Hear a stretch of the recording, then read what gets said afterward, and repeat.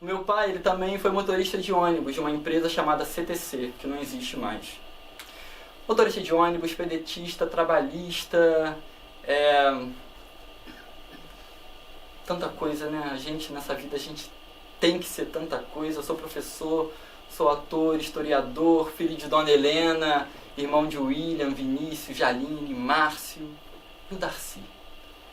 Darcy, ele era antropólogo, mas ele gostava mesmo de ser chamado de etnólogo, mas o Darcy era muitas coisas.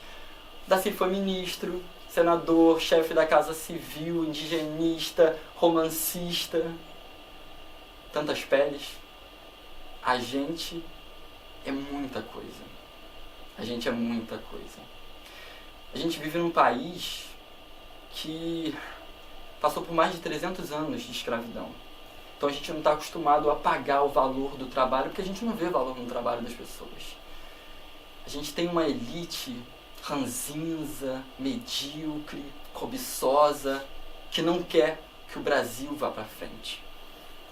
A gente tem uma elite que não valoriza quem acorda às 5 horas da manhã para trabalhar e faz esse país ir para frente.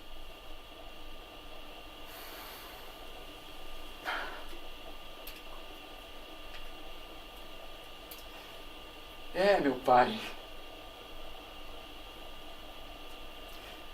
O tempo voa.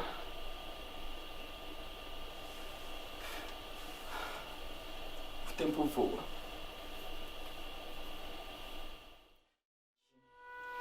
O Darcy pegou a caixa d'água da cidade e colocou azul de metileno.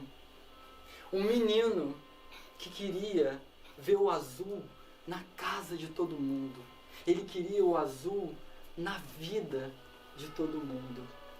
Darcy era gênio, era um homem... ele tinha a cabeça de Júlio Verne. Talvez, a cor da utopia seja azul.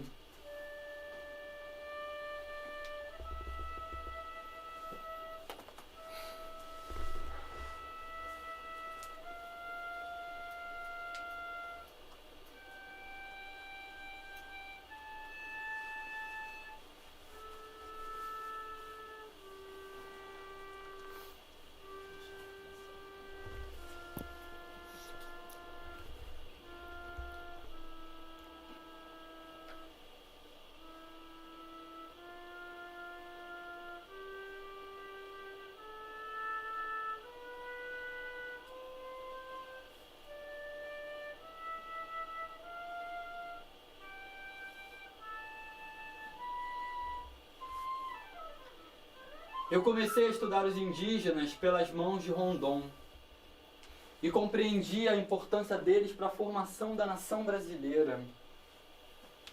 O problema do indígena é o homem branco. O problema do indígena é você. Eu nunca vi um indígena dar um sopapo no outro. Eu nunca vi uma mãe bater num filho. O fato de não agredir, não espancar e não botar medo no filho faz com que eles cresçam de uma maneira muito diferente na gente. Eu fui procurar o Darcy. Álvaro Tucano, quando procurou o Darcy, ele tinha acesso. Rio de Janeiro, 1982. O relato que se segue não é uma gravação. É o relato do meu filho, um aluno de 8 anos do Colégio Santo Inácio. Ele relatou que o Darcy Ribeiro, ele foi lá na escola dizer que a sociedade indígena era uma sociedade modelo, que a sociedade indígena era uma sociedade muito melhor do que a nossa. E ainda falou mal do governo. Falou mal dos generais, que o Brasil tinha generais corruptos. Quando foi questionado para o Darcy Ribeiro se ele era comunista, ele respondeu: confirmo a minha postura como um intelectual de esquerda, sim, que luta contra um governo corrupto, de generais igualmente corruptos. E sim, eu sou um intelectual de esquerda comunista. O que eu mais acho absurdo é que uma instituição cristã recebendo um homem como Darcy Ribeiro. Esse Darcy Ribeiro, ele tinha que ser expurgado da sociedade brasileira para sempre. A nossa bandeira jamais será vermelha. Vivir é ir derrando troços, pedaços de uno por el mundo. Unhas que se cortam, pelo que se apara, palavras, sobretudo palavras. Palavras que têm uma vida muito breve, um fulgor entre uma boca e um ouvido, às vezes muito emocionadas, pero que depois de ditas desaparecem para sempre. Agora se me pede que exatamente esta coisa rápida, esta coisa... E do outro, a averbação de desquite. Mas deixa eu falar primeiro, quem foi Berta? Berta era romena, de uma família judia. A mãe dela cometeu suicídio por causa das perseguições que a família sofria na Europa. E o meu sogro vem com Berta, a irmã, Berta era caçula, para o Brasil no início da década de 30. Geni, a irmã de Berta, é presa, torturada e deportada do Brasil pelo governo Getúlio Vargas. Meu sogro, desesperado, ele sai do Brasil e vai em busca da filha perdida. E ele é morto nos campos de concentração nazista. Berta perde a mãe, o pai, a irmã, e nós nos conhecemos. Éramos 2 jovens, estava numa manifestação comunista, e de repente eu vejo uma menina linda, eu doido para fumar, ela tá com cigarro, ela vem me dar esse cigarro, e foi amor à primeira vista. Logo em seguida nós nos casamos, e ela gostava de dizer que eu tinha dado para ela uma profissão e uma família. Generosidade sua, nós nunca tivemos um filho. Eu nunca fui domesticado e nunca domestiquei ninguém. Agora vamos continuar. Esse documento é um documento de registro de estrangeiros. Esse é o documento que registra, oficializa Berta no Brasil. Ela vem para o Brasil no início, ali no final da década de 30, mas em 19 de novembro de 1942, enfim, Berta tem o seu registro de estrangeiro permanente no Brasil. E aí a gente volta para a nossa certidão de casamento, novamente o início do amor, o casamento, e aqui a averbação de desquite, que foi no dia 26 de dezembro, data difícil, de 1975, e não foi fácil realmente. O amor é uma dessas coisas que, parece que quanto mais a gente procura, mais difícil é. E a gente encontra o amor quando a gente se distrai. Quem são teus inimigos? Quem é de tua cria? A professora Adélia, a tia Edilamar e a tia Esperança. Será que você vai saber o quanto eu penso em você com o meu coração? Será que você vai saber o quanto eu penso em você com o meu coração?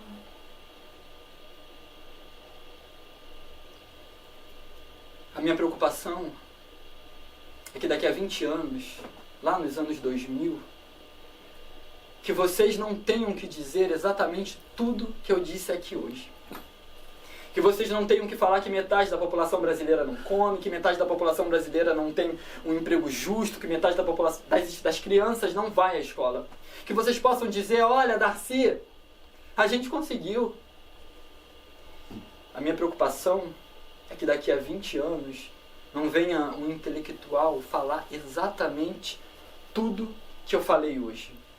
Tem que dar escola. Meus caros, digo a você, eu vi o mundo inteiro. Não há país, não há lugar melhor para fazer um país do que esse. Eu andei no exílio, anos e anos de exílio. Não há lugar para fazer um país melhor. Mas tem uma classe dominante ranzinza, azeda, medíocre, cobiçosa, que não deixa o país ir para frente. Vamos lutar e lutar politicamente, e lutar por eleições, eleição direta, é uma coisa aparentemente tão pouca, mas depois de ditas desaparecem para sempre.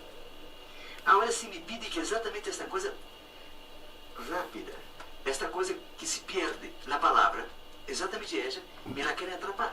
Atrapar no nudo, e no nido, o nudo eletrônico, para que se quede aí vibrando, depois de mim, e se quede viviente quando eu já não sei.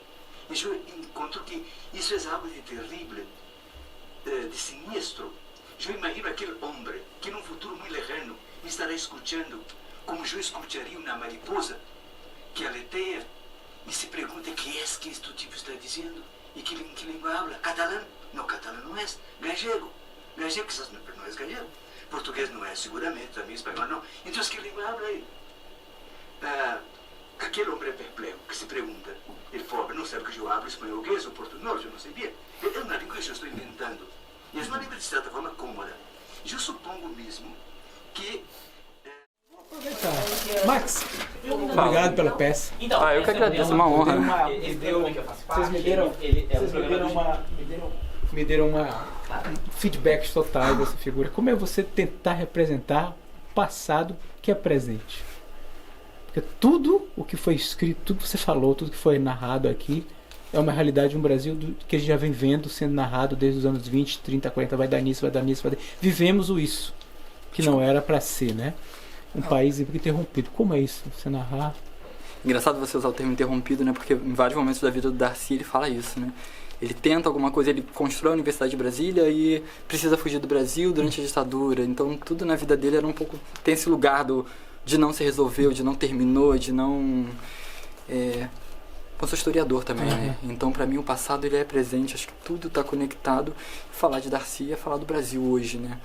Durante a peça, eu até leio um comentário, né, no YouTube que o rapaz fala, 29 anos, o Darcy é extremamente atual. 36 anos, desde a entrevista dele famosa no Roda Viva. E falar do Darcy é falar do Brasil de hoje, é falar da minha história enquanto professor, enquanto historiador, que está na sala de aula. Então, acho que o espetáculo Cartas de Darcy, para mim, ele é interessante, né? É claro que eu falar isso, né, é meio óbvio, mas é porque a gente conta a história do Darcy Ribeiro, mas ao mesmo tempo a gente fala do Brasil de hoje. Então, eu trago a minha vida para a cena também. Então, a gente trabalha com teatro biográfico, né? Com teatro documentário também autobiográfico. Então, sou eu na sala de aula, eu enquanto professor vivendo todas as discussões do novo ensino médio, as dificuldades de estar numa sala de aula lotada, sem estrutura, essa crise na educação que o Darcy falava muito bem, que não é uma crise, é um projeto. Então, acho que pensar o Darcy é pensar o Brasil de hoje Por um lado, infelizmente, porque parece que a gente não anda. E sem essa perspectiva de linearidade na história, porque não existe. Na história, são saltos, avanços, retrocessos, mas, sei lá, eu acho que é isso. Mais atual que nunca, Ledarcy, né? Mais atual do que nunca. Precisamos... Acho que fazer a peça, pra mim, é uma forma de também levar o Darcy pra outras pessoas que não conhecem. Eu conversei com algumas pessoas agora no final, e, poxa, que legal, né? Sair daqui pensando um monte de coisa, entendi um monte de coisa.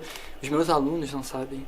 Você vai num CIEP e pergunta pros alunos, eles não sabem. E o CIEP é idealizado pelo Darcy, então é isso. Obrigado, Max. Muito obrigado pela presença. É isso.